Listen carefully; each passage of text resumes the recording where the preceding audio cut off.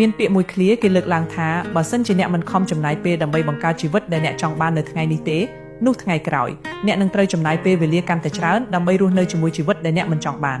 ផ្លូវទៅកាន់ភាពជោគជ័យគ្មានអ្នកណាចាំដាស់អ្នកឲ្យក្រោកពីគេងទេ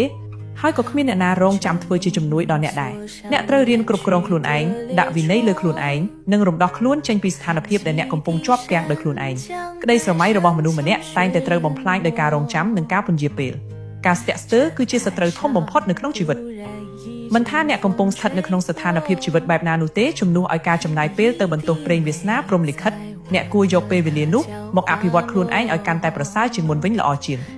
រឿងណាដែលអ្នកមិនអាចគ្រប់គ្រងបានចូលខំប្រឹងធ្វើវាឲ្យអស់ពីសមត្ថភាពទៅបានហើយអ្វីដែលនៅសល់សូមបណ្ដោយឲ្យទៅតាមព្រេងវាសនាជាអ្នកកំណត់ចុះត្រូវជឿថាពេលដែលអ្នកអាចតាំងចិត្តឲ្យស្ងប់ហើយផ្ដោតអារម្មណ៍ទាំងស្រុងទៅលើការកែលម្អខ្លួនឯង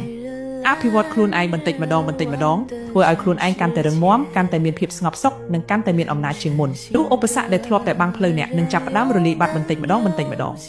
សូមចងចាំថានៅពេលអ្នកកំពុងផ្ដោតទាំងស្រុងលើការវឹកហាត់និងពង្រឹងខ្លួនឯងពិភពលោកទាំងមូលនឹងបើកផ្លូវឲ្យអ្នកដើរទៅរកពន្លឺថ្ងៃដោយ